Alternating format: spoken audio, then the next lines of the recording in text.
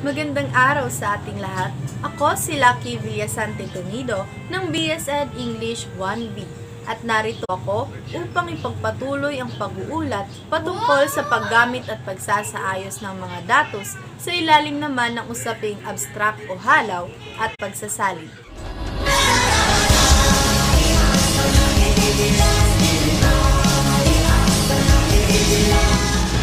Narinig niyo na ba ang salitang abstract? Marahil ang sagot niyo ay oo, dahil batid kong dumaan tayong lahat sa baitang kung saan tayo ay gumawa ng pananaliksik, at sa paggawa ng pananaliksik ay gagawa rin tayo ng abstract. At marahil ngayon ay alam niyo na ang definisyon ng abstract, ngunit posible rin namang medyo nakalimutan natin ang buong katuturan nito. Kaya't hayaan niyo ako ibahagi sa inyong muli kung ano ang abstract o halaw.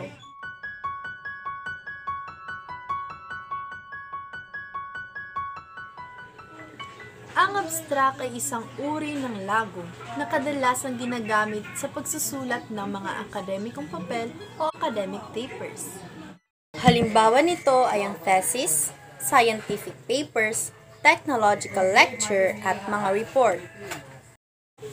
Ito ay karaniwang bahagi ng thesis o disertasyon na makikita sa unahan ng pananaliksik pagkatapos ng pahina ng pamagat o title page. Nakapaloob din dito ang pinakabuod ng buong akdang akademiko o ulat. Kahit na ang abstract ay maikli lamang, ito ay naglalaman ng introduksyon, kaugnay na letra, metodolohiya, resulta at konklusyon.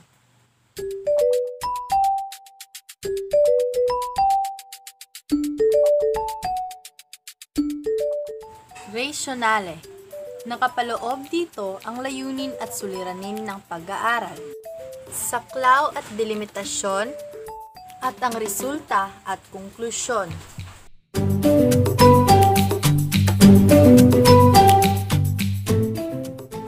Lahat ng impormasyon na ilalagay rito ay dapat makikita sa kabuuan ng papel.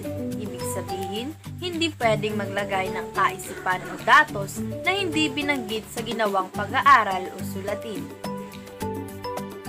Iwasan ng statistical figures dahil hindi ang mga ito nangangailangan ng eksplanasyon.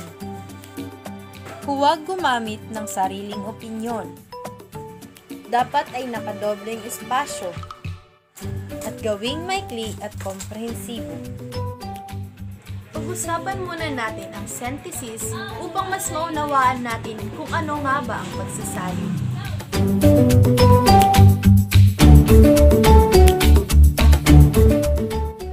Ang synthesis ay ebalwasyon o pagsusuri sa ebidensya ng isang pananaliksik sa opinyon ng isang eksperto sa isang partikular na paksa na ginamit upang makatulong sa pagpapasya sa pagbuo ng mga patakaran. Ito rin ang pagbuo ng paglalahad sa iba't ibang paksa na nabasa o narinig. Tumutukoy rin ito sa katayahang mapagsama-sama ang iba't ibang bahagi para makabuo ng bagong anyo ng kaalaman.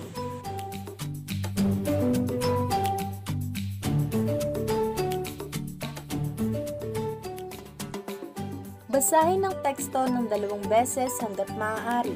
Ang unang pagbasa ay masaklaw at pangkalahatan. Ang ikalawang pagbasa ay mas malalim na pagbasa. Lagyan ng marka o isulat sa isang papel ang mga terminong hindi alam. Isipin agad kung ano ang gagawin sa mga salitang hindi mo maunawaan. Magbasa ng mga gabay sa pagsasalin upang malaman kung ano ang angkop na solusyon o pamamaraan ng salin na gagamitin sa mga terminong hindi alam. Isalin ang diwa ng orihinal na teksto sa target na wikang pagsasalinan. Iwasan hangga't maaari ang literal na salin dahil hindi nito makukuha ang diwa ng orihinal na teksto. Alamin ang kultura ng bawat wika.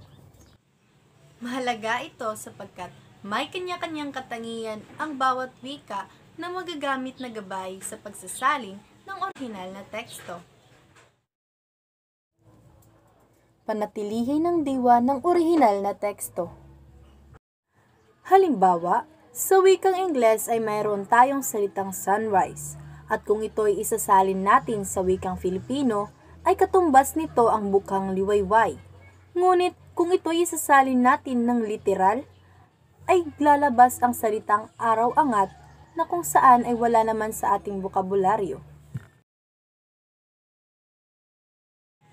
Sana ay may napulot kayong aral sa aking pagbabahagi.